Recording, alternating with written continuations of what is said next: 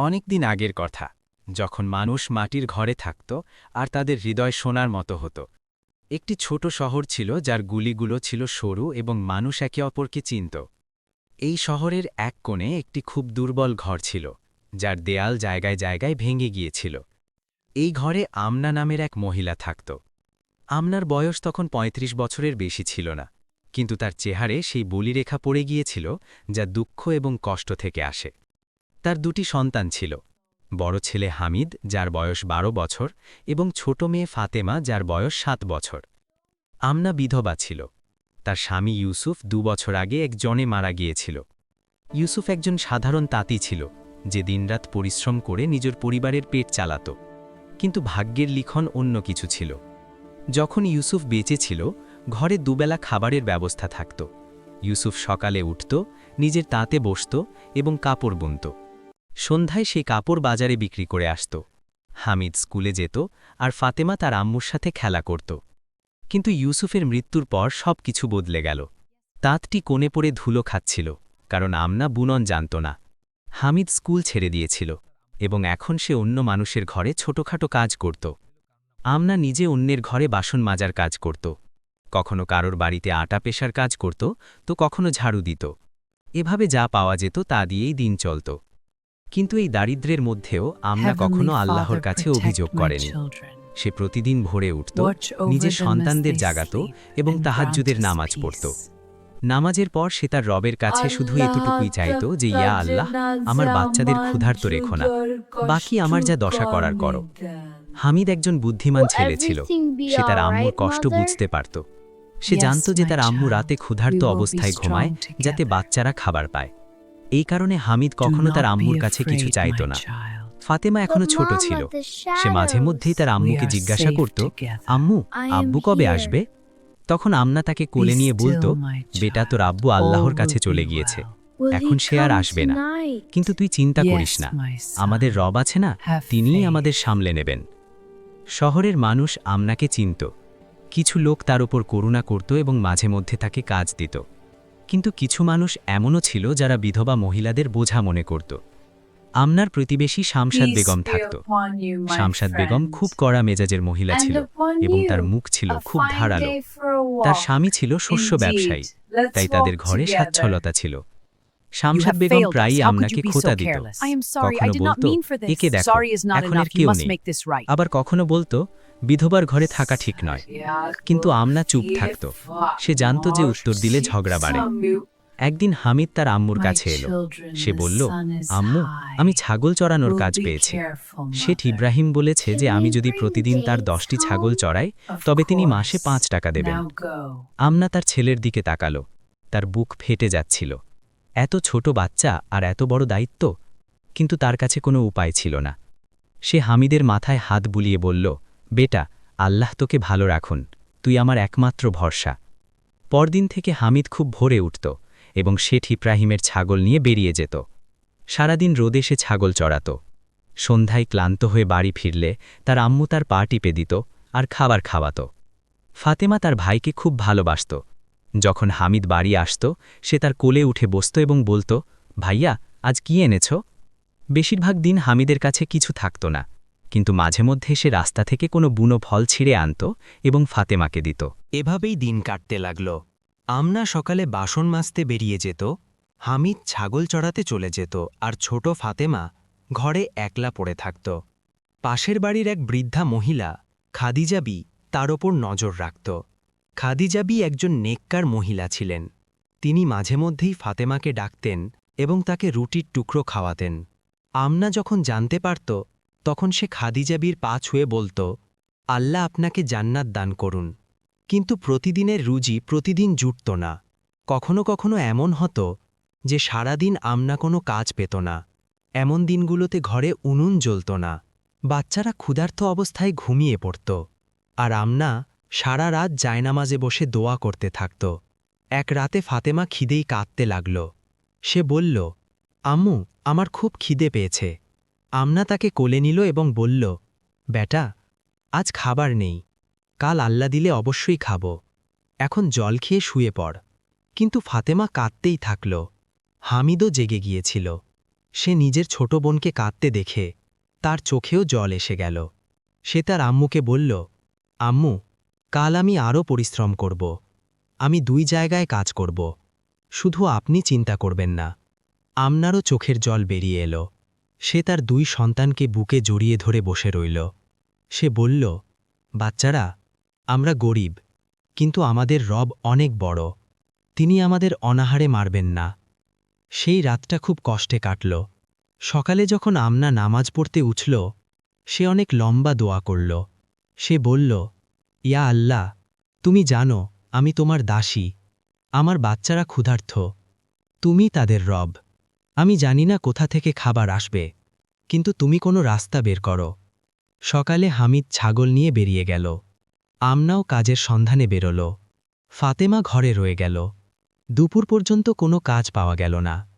আমনা চিন্তিত হয়ে পড়ল। সে ভাবল, আজ আবারও বাচ্চারা ক্ষুধার্ত থাকবে।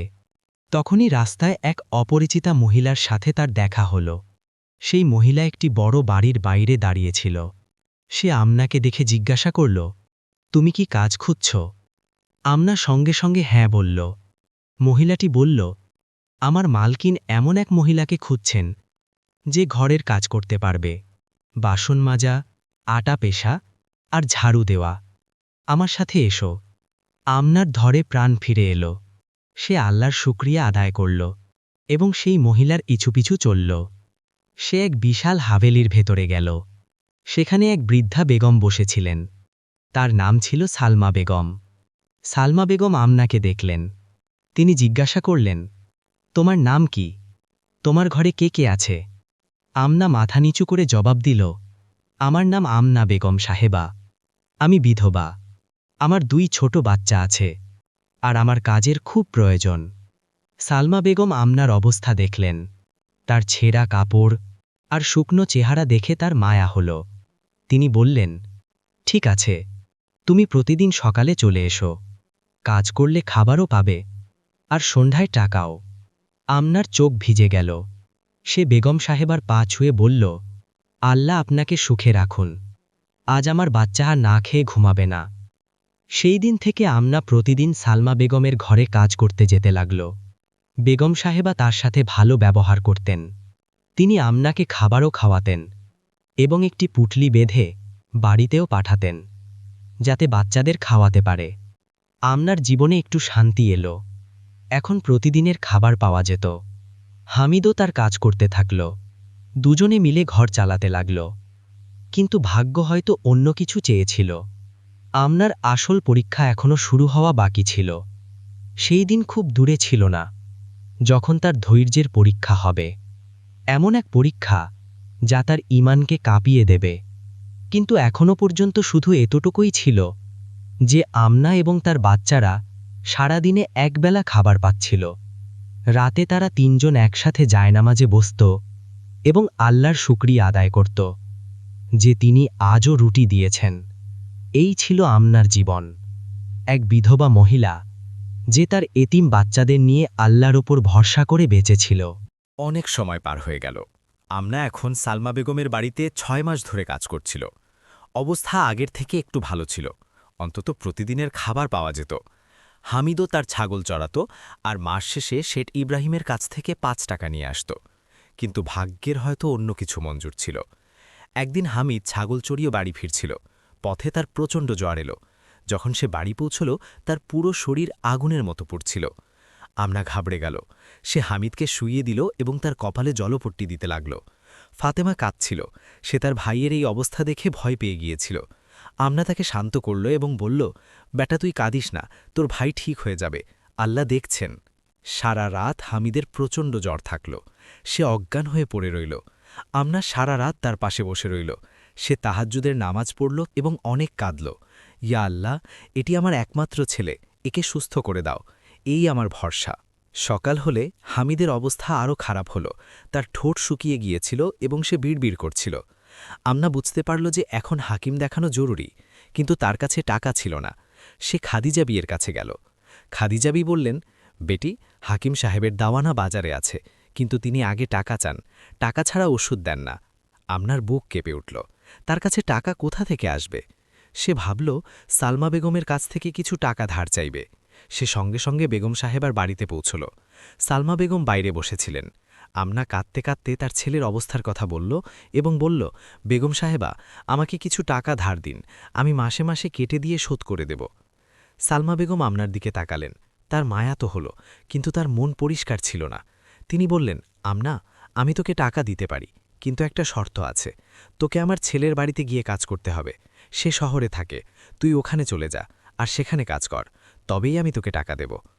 আমনা অবাক হয়ে গেল। সে কিভাবে শহরে যাবে? তার 2 ছোট বাচ্চা, হামিদ অসুস্থ। সে বলল, বেগম সাহেবা, আমি আমার বাচ্চাদের ছেড়ে কিভাবে যাব?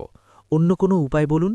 সালমা বেগম কড়া সুরে বললেন, আর কোনো উপায় নেই, হয় এই শর্ত মানো, নয়তো আমি কিছু করতে পারব না। আমনা সেখান থেকে হতাশ হয়ে ফিরে এলো। সে ভাবল অন্য কারোর কাছে টাকা চাইবে। সে তার প্রতিবেশী শামসাদ বেগমের কাছে গেল।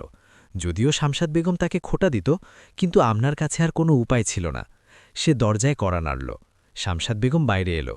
আমনা হাত জোর করে নিজের নিরুপায় অবস্থার কথা বলল। শামসাদ বেগম তার কথা শুনল এবং মুখ ফিরিয়ে বলল, দেখো আমনা, আমি তোমার সাহায্য করতে চাই, কিন্তু তুমি তো জানো যে বিধবা মহিলার ধার নেওয়া ঠিক নয়। কে জানে তুমি ফেরত দেবে কিনা? তোমার কাছে কোনো জামানত আছে কি? আমনা বলল, আমার কাছে কিছু নেই, শুধু আমার কথা দিচ্ছি, আমি কাজ করে ফেরত দেব। শামসাদ বেগম বলল, না, আমার দ্বারা হবে না, তুমি অন্য কারোর কাছে চাও। আর এই বলে সে দরজা বন্ধ করে দিল। আমনা টলতে টলতে বাড়ি ফিরে এলো। তার কাছে এখন আর কোনো পথ খোলা নেই। হামিদের অবস্থা খারাপ হতে থাকল। সে এখন ব্যথায় কাতরাচ্ছিল। ফাতেমা তার আম্মুর আঁচল ধরে কাঁদছিল। আম্মু, ভাইয়ার কি হলো? আমনা নিজের চোখের জল মুছল। সে অজু করল এবং জায়নামাজে বসে গেল। সে অনেক লম্বা দোয়া করল, ইয়া আল্লাহ, তুমি আমার কাছ থেকে আমার স্বামীকে কেড়ে নিলে, এখন কি আমার ছেলেকেও নিয়ে যাবে? আমি তোমার দাসী, তুমি যা করো তাই আমার মঞ্জুর। কিন্তু ইয়া আল্লাহ, যদি আমার ছেলের ভাগ্যে আরোগ্য থাকে, তবে কোনো পথ দেখাও। সে দোয়া করতে থাকল। দুপুর গড়িয়ে গেল। হঠাৎ দরজায় কড়া নাড়ল কেউ। আমনা দরজা খুলল। বাইরে এক অপরিচিত লোক দাঁড়িয়েছিল। তার পরনে সাদা কুর্তা পায়জামা এবং মুখে দাড়ি ছিল। সেই লোক বলল, আসসালামু আলাইকুম, এখানে কি আমনা থাকে? আমনা অবাক হয়ে বলল, জি আমি, আপনি কে? লোকটা বলল, আমার নাম মুরাদ, আমি শহর থেকে এসেছি। আমি জানতে পারলাম এখানে এক বিধবা মহিলা থাকে যার সাহায্যের প্রয়োজন। আমনা বুঝতে পারল না। সে জিজ্ঞাসা করল, আপনাকে কে বলল? মুরাদ বলল, এক নেককার মানুষ, সে কে আমি জানি না। আমি বাজারে ছিলাম, তখন সে আমাকে তোমার কথা বলল এবং বলল গিয়ে সাহায্য করো। মুরাদ তার পকেট থেকে কিছু টাকা বের করে আমনাকে দিল। সে বলল, এই নাও, এটা দিয়ে তোমার ছেলের চিকিৎসা করাও। আমনার চোখ থেকে জল পড়তে লাগল। সে বলল, এটা আমি কিভাবে নিতে পারি? আমি আপনাকে ফেরত দেব কিভাবে? মুরাদ হেসে বলল, তোমার ফেরত দেওয়ার প্রয়োজন নেই, এটা আল্লাহর দেওয়া, আমি শুধু তার মাধ্যম হয়েছি। তুমি এটা নাও এবং নিশ্চিন্ত থাকো। আর এই বলে সে সেখান থেকে চলে গেল। আমনা অবাক হয়ে দাঁড়িয়ে রইল। সে তাড়াতাড়ি সেই টাকা নিয়ে হাকিমের কাছে ছুটল। হাকিম সাহেব হামিদকে দেখলেন। তিনি বললেন, জ্বর অনেক, কিন্তু ঘাবড়ানোর কিছু নেই। এই ওষুধ দাও, 2-3 দিনে ঠিক হয়ে যাবে। আমনা ওষুধ নিল এবং বাড়ি এলো। সে হামিদকে ওষুধ খাওয়ালো। সেই রাতে আমনা অনেক শুকরিয়া আদায় করল। ইয়া আল্লাহ, তুমি কত দয়ালু, তুমি আমার দোয়া শুনেছ, তুমি আমার জন্য সাহায্য পাঠিয়েছ। 3 দিনে হামিদ ঠিক হয়ে গেল। জ্বর নেমে গেল এবং সে আবার উঠে বসতে লাগল। আমনার ধরে প্রাণ ফিরে এলো। ফাতেমা খুশি হয়ে তার ভাইকে জড়িয়ে ধরল। ভাইয়া, আপনি ঠিক হয়ে গেছেন। কিন্তু হামিদ এখনও দুর্বল ছিল।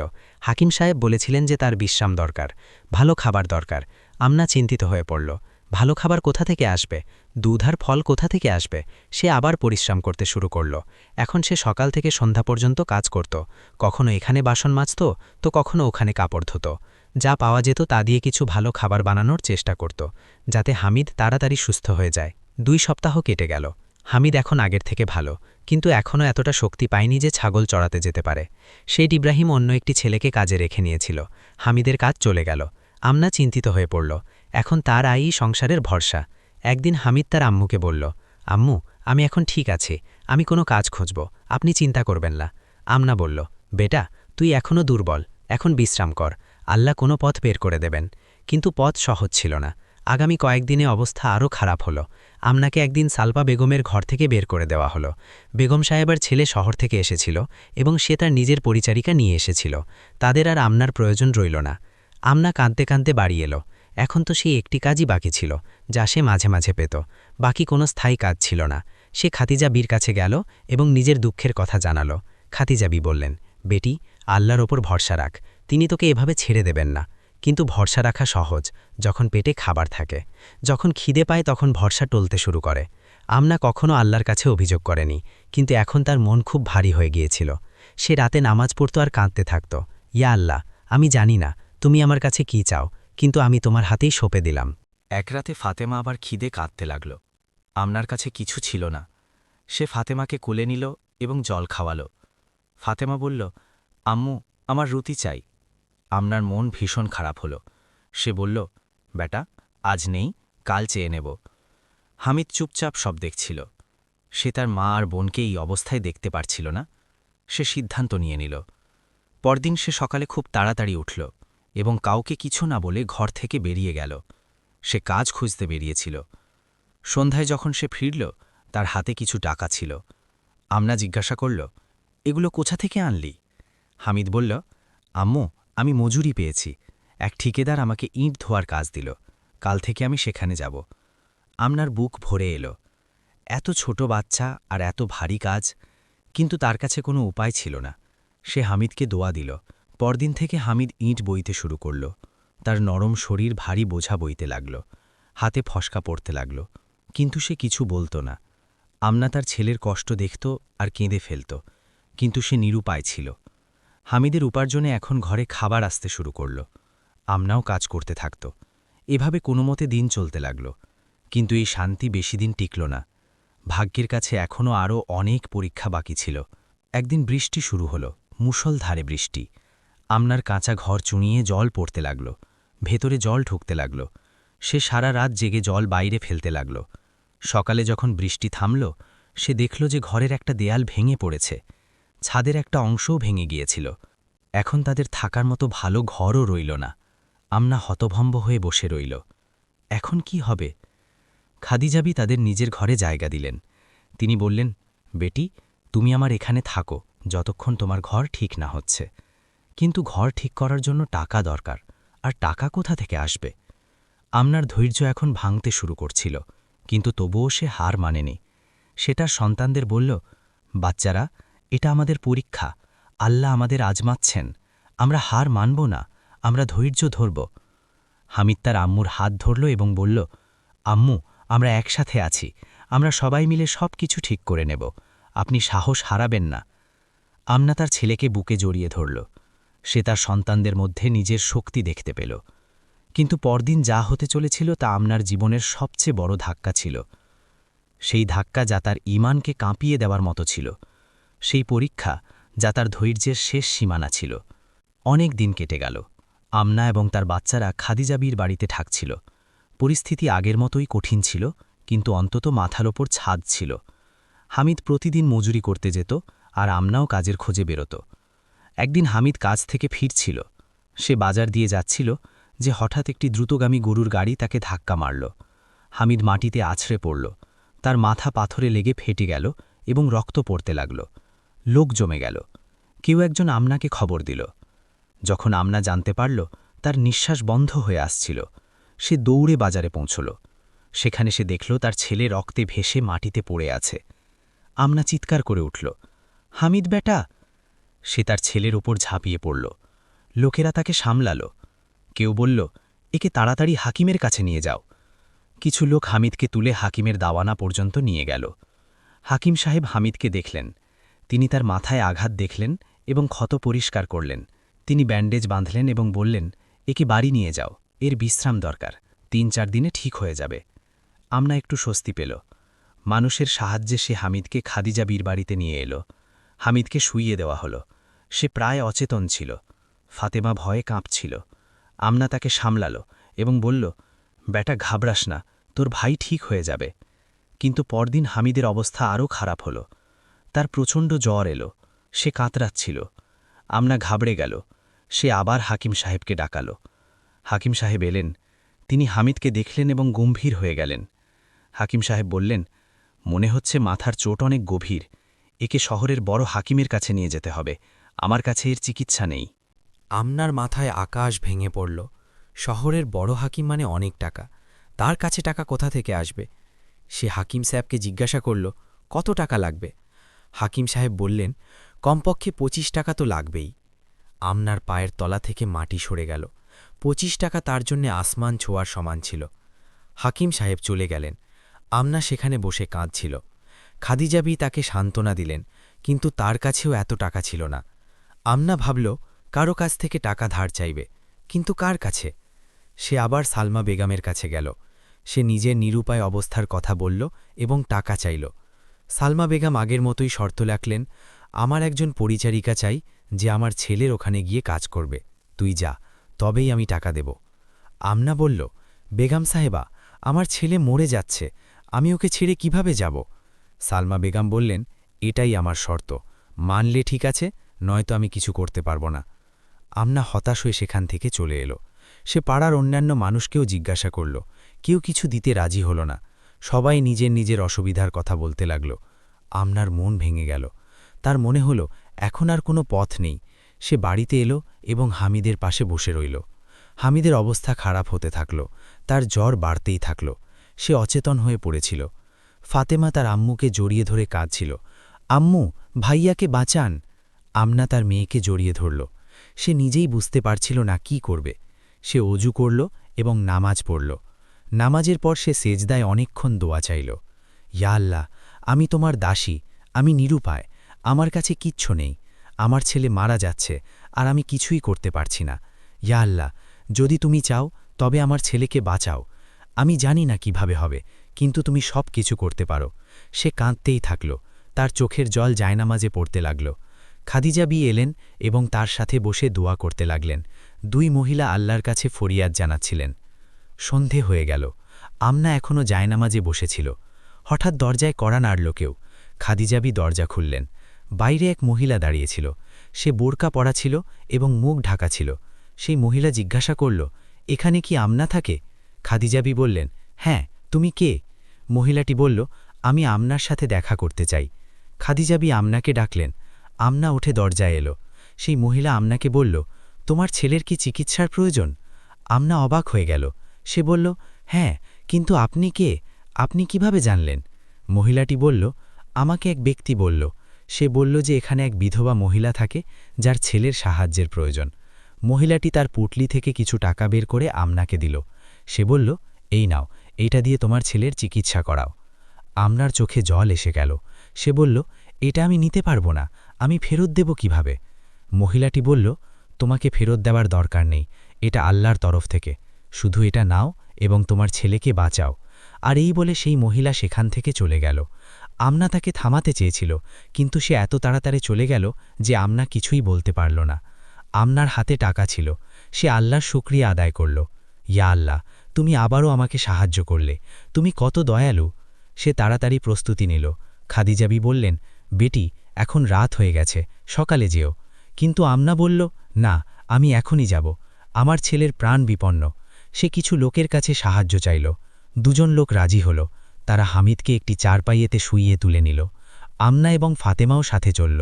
রাত ছিল, রাস্তা অন্ধকার ছিল, কিন্তু আমনার সাহস টুটল না। সে শুধু তার ছেলেকে বাঁচাতে চেয়েছিল। তারা হাঁটতে থাকল, সারা রাত হাঁটল। সকাল হতে হতে তারা শহরে পৌঁছে গেল। মানুষের কাছে জিজ্ঞাসা করে তারা বড় হাকিমের বাড়ি খুঁজে নিল।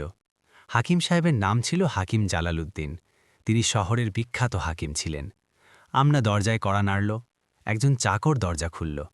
আমনা তার নিরুপায় অবস্থার কথা বলল। চাকর হাকিম সাহেবকে খবর দিল। হাকিম সাহেব বাইরে এলেন। তিনি হামিদকে দেখলেন। তার অবস্থা দেখে তিনি বুঝতে পারলেন যে পরিস্থিতি গুরুতর। হাকিম সাহেব হামিদকে ভেতরে ডাকলেন। তিনি তাকে পরীক্ষা করলেন। তার মাথার ব্যান্ডেজ খুনলেন, ক্ষত দেখলেন। তারপর তিনি আমনাকে বললেন, তোমার ছেলের অবস্থা আশঙ্কাজনক, মাথার চোট গভীর, আমাকে চিকিৎসা করতে হবে, কিন্তু সময় লাগবে। আমনা জিজ্ঞাসা করল, কত সময়? হাকিম সাহেব বললেন, কমপক্ষে 10-15 দিন এখানেই রাখতে হবে, প্রতিদিন ওষুধ দিতে হবে। আমনা বলল, হাকিম সাহেব, যা খরচ হবে তা আমি দিয়ে দেব, শুধু আপনি আমার ছেলেকে বাঁচিয়ে দিন। হাকিম সাহেব বললেন, ঠিক আছে, তুমি চিন্তা করো না, আমি পুরো চেষ্টা করব। তিনি হামিদকে তার নিজের বাড়িতেই একটি ঘরে শুইয়ে দিলেন। আমনা এবং ফাতেমাও সেখানে রয়ে গেল। হাকিম সাহেব হামিদের চিকিৎসা শুরু করলেন। তিনি প্রতিদিন ওষুধ দিতেন এবং ক্ষতে মলম পট্টি লাগাতেন। আমনা রাত দিন তার ছেলের পাশে বসে থাকত। সে খাবার খেত না, শুধু জল খেত আর নামাজ পড়ত। 3 দিন কেটে গেল। হামিদের অবস্থার কোনো উন্নতি হল না। তার জ্বর বাড়তেই থাকল। আমরা ঘাবড়ে গেল। সে হাকিম সাহেবকে জিজ্ঞাসা করল, আমার ছেলের কি হচ্ছে? হাকিম সাহেব বললেন, চোট খুব গভীর, এতে ইনফেকশন হয়ে গিয়েছে। আমি পুরো চেষ্টা করছি। আমনার বুক কেঁপে উঠল। তার মনে হলো হয়তো তার ছেলে বাঁচবে না। সে সারা রাত ধরে কাঁদল। ফাতেমাও তার আম্মুর সাথে কাঁদল। মা ও মেয়ে আল্লাহর কাছে দোয়া করতে থাকল। চতুর্থ দিন একটি অদ্ভুত ঘটনা ঘটল। হাকিম সাহেব হামিদকে ওষুধ দিলেন এবং বললেন যে এখন শুধু আল্লাহর হাতে। আমনার মন ভেঙে গেল। তার মনে হলো হাকিম সাহেব হার মেনে নিয়েছেন। সে জায়নামাজে বসে গেল। সে তাহাজ্জুদের নামাজ পড়ল। নামাজের পর সে সেজদায় নিজের মাথা রাখল। ইয়া আল্লাহ, আমি তোমার কাছে কিচ্ছু চাইছি না। আমি শুধু এটুকু বলছি যে তোমার যা ইচ্ছা তাই করো। যদি তুমি আমার ছেলেকে নিয়ে যেতে চাও তবে নিয়ে যাও, কিন্তু ইয়া আল্লাহ, আমাকে এতটা সাহস দাও যাতে আমি তোমার সিদ্ধান্তে রাজি থাকতে পারি। সে কাঁদতে থাকল। তার চোখের জল জায়নামাজে পড়তে লাগল। ফাতেমাও তার আম্মুর সাথে কাঁদছিল।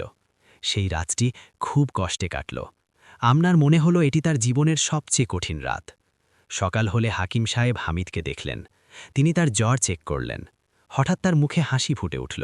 তিনি আমনাকে ডাকলেন এবং বললেন, জ্বর নেমে গিয়েছে, মনে হচ্ছে তোমার ছেলের উন্নতি হচ্ছে। আমনার চোখে খুশির জল এসে গেল। ইয়া আল্লাহ, তোমার শুকরিয়া। আগামী কয়েকদিনে হামিদের অবস্থায় পরিবর্তন আসতে শুরু করল। তার জ্বর কমতে থাকল। সে জ্ঞান ফিরে পেতে লাগল। আমনার ধরে প্রাণ ফিরে এলো। 1 সপ্তাহ পর হামিদ পুরোপুরি জ্ঞান ফিরে পেল। সে তার আম্মুকে দেখে বলল, আম্মু। আমনা তার ছেলেকে জড়িয়ে ধরল। বেটা, তুই ঠিক হয়ে গেছিস, আল্লাহর শুকরিয়া। হাকিম সাহেব বললেন, এখনও বিপদমুক্ত, কিন্তু এখনও কিছুদিন এখানেই থাকতে হবে। আমনা বলল, জি হাকিম সাহেব, আপনি যেমন বলবেন। আরও 10 দিন কাটল। হামিদ ধীরে ধীরে ঠিক হতে থাকল।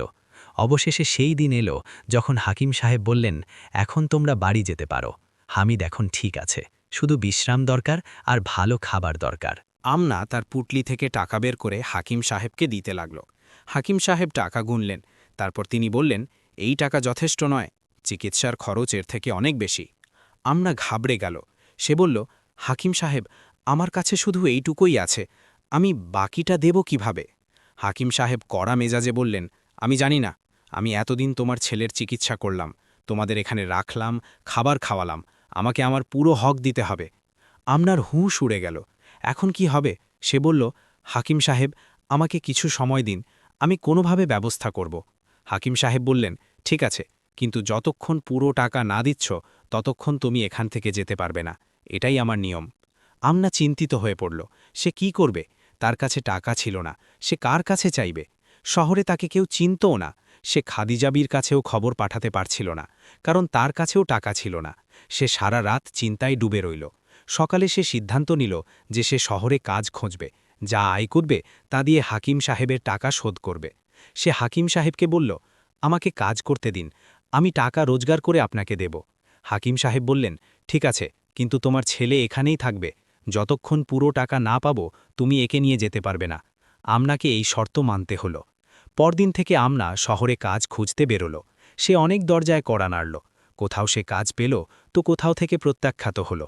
যা পেত তা সে জমিয়ে রাখত, যাতে হাকিম সাহেবকে দিতে পারে, কিন্তু টাকা জোগাড় হতে সময় লাগছিল। হামিদ হাকিম সাহেবের বাড়িতেই আটকে ছিল। ফাতেমা তার আম্মুর সাথে থাকত। আমনা প্রতিদিন সকালে কাজে বেরোত এবং সন্ধ্যায় ক্লান্ত হয়ে ফিরত। 1 মাস কেটে গেল। আমনা অনেক টাকা জমিয়ে ফেলেছিল, কিন্তু এখনও কিছু টাকা বাকি ছিল। হাকিম সাহেব বললেন, তাড়াতাড়ি করো, আমি আর অপেক্ষা করতে পারবো না। আমনা বলল, আর মাত্র কয়েকদিন, তারপর আমি পুরো টাকা দিয়ে দেব। কিন্তু ভাগ্যের লিখন হয়তো অন্য কিছু ছিল। একদিন আমনা কাজে যাচ্ছিল। পথে তার মাথা ঘুরল এবং সে পড়ে গেল। লোকে তাকে তুলল, কেউ জল খাওয়ালো। আমনার জ্ঞান ফিরল। সে বলল, আমি ঠিক আছি, শুধু একটু দুর্বলতা। কিন্তু সে ঠিক ছিল না। সে এতদিন ঠিকমতো খাবার খায়নি, সে শুধু কাজই করে যাচ্ছিল। তার শরীর এখন জবাব দিচ্ছিল, কিন্তু সে থামতে পারছিল না। তাকে তার ছেলেকে মুক্ত করতে হবে। সে আবার উঠল এবং কাজে চলে গেল, কিন্তু তার অবস্থা খারাপ হতে থাকল। 2 দিন পর আমনা অসুস্থ হয়ে পড়ল। তার প্রচণ্ড জ্বর এলো। সে কাজে যেতে পারল না। ফাতেমা ঘাবড়ে গেল। সে তার আম্মুকে এই অবস্থায় দেখে কাঁদতে লাগল। আম্মু, আপনার কি হলো? আমনা দুর্বল গলায় বলল, বেটা, কিছু না, শুধু একটু শরীর খারাপ, ঠিক হয়ে যাবে। কিন্তু সে জানত তার অবস্থা ভালো নয়। সে এতদিন নিজের যত্ন নেয়নি, খালি পেটে কাজ করেছে, এখন তার শরীর সঙ্গ দিচ্ছে না। হাকিম সাহেব যখন জানতে পারলেন তখন তিনি এলেন। তিনি আমনাকে দেখলেন এবং বললেন, তুমি নিজের খেয়াল রাখোনি, এখন তোমারও বিশ্রাম দরকার, কিন্তু তোমার টাকা এখনও বাকি, আমি কি করি? আমনা হাত জোড় করে বলল, হাকিম সাহেব, আমাকে আরও কিছুদিন সময় দিন, আমি সুস্থ হয়ে কাজ করব আর টাকা দিয়ে দেব। হাকিম সাহেব ভাবলেন এবং তারপর বললেন, ঠিক আছে, কিন্তু যদি 10 দিনের মধ্যে টাকা না আসে তবে আমি তোমার ছেলেকে কোতোয়ালের হাতে তুলে দেব, এটাই আমার শেষ সিদ্ধান্ত। আমনার মন ভীষণ ভেঙে গেল। কোতোয়ালের হাতে তুলে দেওয়া মানে তার ছেলে জেলে চলে যাবে। না, সে এমনটা হতে দেবে না। সে সিদ্ধান্ত নিল যে যাই হয়ে যাক সে 10 দিনের মধ্যে টাকা জোগাড় করবে। পরদিন সে জ্বর নিয়েই উঠল। ফাতেমা তাকে থামানোর চেষ্টা করল। আম্মু, আপনি এই অবস্থায় কোথায় যাচ্ছেন? আমনা বলল, বেটা, আমাকে যেতেই হবে, তোর ভাইয়ের প্রাণ বিপন্ন, আমি বসে থাকতে পারি না। সে টলে টলে কাজের খোঁজে বেরোল। সে একটি বাড়িতে কড়া নাড়ল। সেখানকার বেগম তার অবস্থা দেখলেন এবং মায়া করে তাকে কাজ দিয়ে দিলেন। আমনা বাসন মাজল, কাপড় ধুল, ঝাড়ু দিল, সব কাজ করল, কিন্তু মাঝে মধ্যেই তার মাথা ঘুরছিল। সে পড়ে যেতে গিয়েও বেঁচে যাচ্ছিল। বেগম বললেন, তোমার শরীর ঠিক নেই, বিশ্রাম নাও। কিন্তু আমনা বলল, না বেগম সাহেবা, আমাকে কাজ করতে হবে। বেগম দেখলেন যে এই মহিলা কোনো বিপদে পড়েছে। তিনি আমনাকে বেশি টাকা দিলেন এবং বললেন, আল্লাহ তোমার সাহায্য করুন। আমনা প্রতিদিন এভাবেই কাজ করতে থাকল। জ্বরের মধ্যেও দুর্বলতার মধ্যেও তার পাট টলছিল। চোখের সামনে অন্ধকার নেমে আসত, কিন্তু সে থামত না। তাকে শুধু নিজের ছেলেকে মুক্ত করতে হতো। 6 দিন কেটে গেল। আমনা অনেক টাকা জমিয়ে ফেলেছিল। এখন শুধু অল্প কিছু টাকার প্রয়োজন ছিল। সে ভাবল যে আর মাত্র 2-3 দিন, তারপর সে নিজের ছেলেকে নিয়ে বাড়ি চলে যাবে। 7ম দিন আমনা একটি বাড়িতে কাজ করছিল। তার আবারও মাথা ঘুরল। এবার সে নিজেকে সামলাতে পারল না। সে মাটিতে পড়ে গেল। বাড়ির মহিলারা ঘাবড়ে গেল। তারা আমনাকে তুলল, জল খাওয়ালো, কিন্তু আমনার জ্ঞান ফিরল না। কেউ একজন হাকিমকে ডাকাল। একজন হাকিম এলো। সে আমনাকে দেখল, তার নাড়ি দেখল। তারপর সে বলল, এ খুব দুর্বল, এর প্রচণ্ড জ্বরও আছে, এর এখনই বিশ্রাম প্রয়োজন, নয়তো এ বিপদে পড়ে যাবে। সেই বাড়ির বেগম ফাতেমাকে জিজ্ঞাসা করলেন, তোমার আম্মুর কি হয়েছে? ও এত দুর্বল কেন? ফাতেমা কাঁদতে কাঁদতে সব কাহিনী শুনিয়ে দিল। হামিদের দুর্ঘটনা, হাকিম জালালউদ্দিনের টাকা আর আমনার কঠোর পরিশ্রম। বেগমের মন গলে গেল। তিনি বললেন, এই মহিলা কত সাহসী, নিজের প্রাণের ঝুঁকি নিচ্ছে নিজের ছেলের জন্য। তিনি ফাতেমাকে বললেন, বেটি, তুমি তোমার আম্মুকে এখানেই থাকতে দাও, আমি ওর খেয়াল রাখব। আর তোমার ভাইয়ের টাকার চিন্তা করো না, আমি কিছু সাহায্য করব। ফাতেমার চোখে জল এসে গেল। সে বেগম সাহেবার পা হল। বেগম ফাতেমাকেও নিজের বাড়িতে রেখে দিলেন। আমনাকে একটি ঘরে শুইয়ে দেওয়া হল। হাকিম তাকে ওষুধ দিলেন। বেগম সাহেবা তার সেবা করলেন। 2 দিন কেটে গেল। আমনার জ্ঞান ফিরল। সে নিজেকে একটি অপরিচিত বাড়িতে পেল। সে ঘাবড়ে গেল, এটা কোথায়? তার হামিদের কথা মনে পড়ল। 10 দিন তো হয়ে গিয়েছে হবে। হাকিম সাহেব কি করেছেন হবে? সে ওঠার চেষ্টা করতে লাগল। বেগম সাহেবা এসে তাকে থামালেন। তুমি কোথাও যাবে না, এখন তোমার অবস্থা ভালো নয়। আমনা বলল, বেগম সাহেবা, আমার ছেলে হাকিম সাহেবের ওখানে আছে, আমাকে যেতে হবে। 10 দিন হয়ে গিয়েছে। তিনি বলেছিলেন যে তিনি আমার ছেলেকে কোতোয়ালের হাতে তুলে দেবেন। বেগম সাহেবা হেসে বললেন, চিন্তা করো না, আমি আমার স্বামীকে পাঠিয়েছিলাম। তিনি হাকিম জালালউদ্দিনের সাথে কথা বলেছেন এবং বাকি টাকা দিয়ে দিয়েছেন। তোমার ছেলে এখন আমার বাড়িতে আছে, সে ভালো আছে। আমনা বিশ্বাস করতে পারছিল না। তার চোখ দিয়ে জল পড়তে লাগল। বেগম সাহেবা, এটা আপনি কি করলেন? আমি আপনাকে ফেরত দেব কিভাবে? বেগম সাহেবা বললেন, তোমাকে ফেরত দেওয়ার প্রয়োজন নেই, এটা আল্লাহর তরফ থেকে, আমি শুধু মাধ্যম হয়েছি। বেগম সাহেবা ফাতেমাকে ডাকলেন। ফাতেমা তার আম্মুর কাছে এলো এবং তাকে জড়িয়ে ধরল। আম্মু, আপনি ঠিক হয়ে গেছেন? আমনা তার মেয়েকে বুকে টেনে নিল। হ্যাঁ বেটা, আমি ঠিক আছি। তোর ভাই কোথায়? ফাতেমা বলল, ভাইয়া বাইরে আছে, আমি ডাকছি। সে গেল এবং হামিদকে নিয়ে এলো। হামিদ তার আম্মুকে দেখে কাঁদতে লাগল। আম্মু, আমি আপনাকে অনেক কষ্ট দিয়েছি। আমনা তার ছেলেকে বুকে জড়িয়ে ধরল। না বেটা, এটা সব আল্লাহর ইচ্ছা ছিল, এখন আমরা সবাই ঠিক আছি। বেগম সাহেবা বললেন, আমনা, তুমি আরও কিছুদিন এখানেই থাকো, যখন তুমি পুরোপুরি ঠিক হয়ে যাবে তখন নিজের বাড়িতে যেও। আমনা বেগম সাহেবার শুকরিয়া আদায় করল। সে বলল, বেগম সাহেবা, আল্লাহ আপনাকে এর উত্তম প্রতিদান দিন। আরও 1 সপ্তাহ কাটল। আমনার স্বাস্থ্যের উন্নতি হতে লাগল। বেগম সাহেবা তাকে ভালো খাবার খাওয়ালেন, ওষুধ দিলেন। আমনা ধীরে ধীরে সুস্থ হয়ে গেল। হামিদও পুরোপুরি ঠিক হয়ে গিয়েছিল। একদিন আমনা বেগম সাহেবাকে বলল, এখন আমার নিজের বাড়িতে যাওয়া উচিত। আপনি অনেক এহসান করেছেন। বেগম সাহেবা বললেন, ঠিক আছে, কিন্তু একটা কথা মনে রেখো, যখনই তোমার কোনো বিপদ হবে আমার কাছে চলে এসো। আমি সবসময় তোমাকে সাহায্য করব। বেগম সাহেবা আমনাকে কিছু টাকাও দিলেন। তিনি বললেন, এটা রাখো, এটা দিয়ে নিজের সংসারের ব্যবস্থা করো। আমরা শুকরিয়া আদায় করল। বেগম সাহেবার স্বামী একটি গরুর গাড়ির ব্যবস্থা করলেন। তিনি বললেন, এটা তোমাদের গ্রাম পর্যন্ত পৌঁছে দিয়ে আসবে।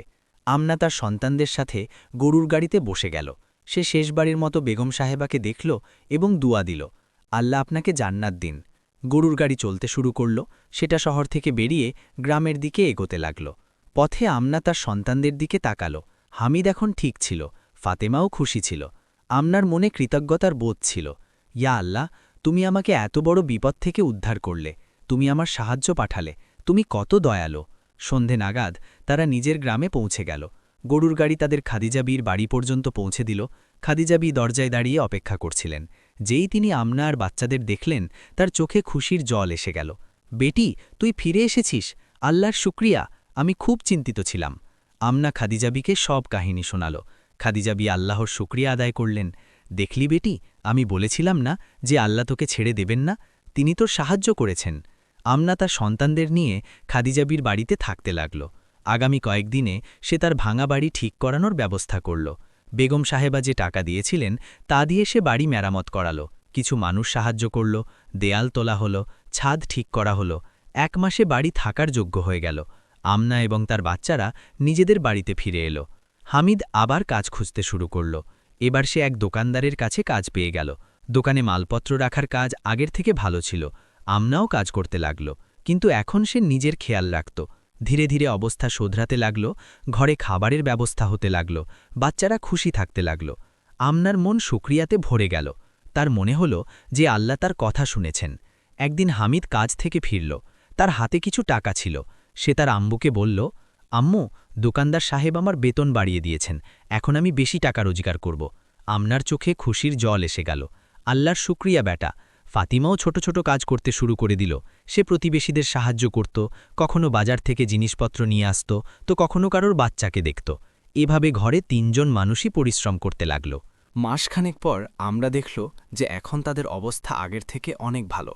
ঘরে খাবার আছে, কাপড় আছে, মাথার ওপর ছাদ আছে। সে আল্লাহর শুকরিয়া আদায় করল।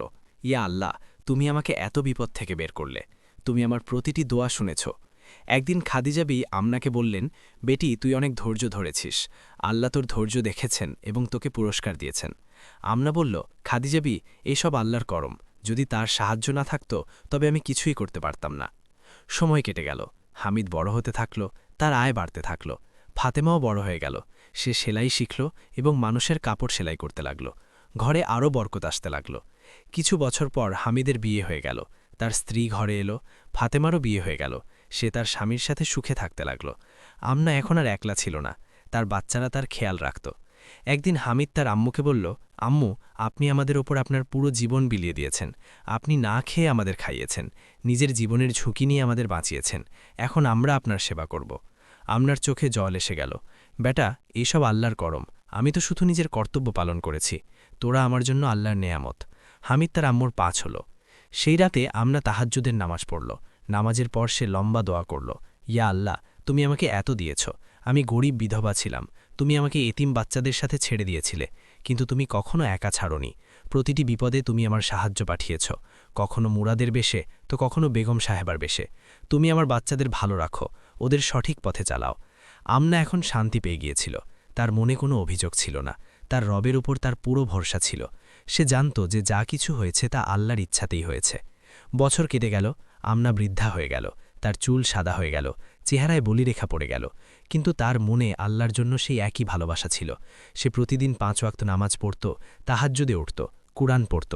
একদিন হামিদ তার আম্মুকে বলল, আম্মু, আপনার জীবনে এত বিপদ এলো, আপনি কখনো আল্লাহর কাছে অভিযোগ করেননি, কিভাবে আপনি এত ধৈর্য ধরলেন? আমনা হেসে জবাব দিল, বেটা, ধৈর্য ধরা এই জন্য হয় না যে আমাদের কাছে কোনো উপায় নেই। ধৈর্য ধরা হয় কারণ আমরা আমাদের রবের উপর ভরসা করি।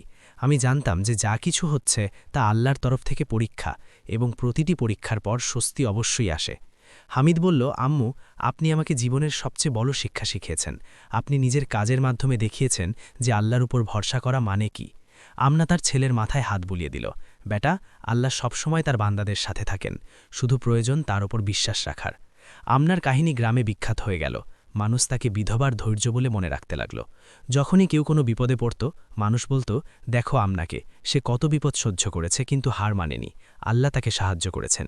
আমনার জীবন একটি দৃষ্টান্ত হয়ে গেল। সে দেখালো যে যখন মানুষ আল্লাহর উপর ভরসা রাখে তখন কোনো বিপদ তাকে হারাতে পারে না। সে প্রমাণ করল যে ধৈর্যের ফল মিষ্টি হয়। আর এভাবেই আমনার কাহিনী শেষ হলো। কিন্তু তার শিক্ষা রয়ে গেল, সেই শিক্ষা যা প্রতিটি সেই মানুষের জন্য যারা বিপদে রয়েছে, যারা দুশ্চিন্তায় রয়েছে, যারা আল্লাহর কাছে আশা রাখে। আমনার কাহিনী বলে যে আল্লাহ তার বান্দাদের কখনো একা ছাড়েন না, শুধু প্রয়োজন ধৈর্য আর বিশ্বাসের। সমাপ্ত।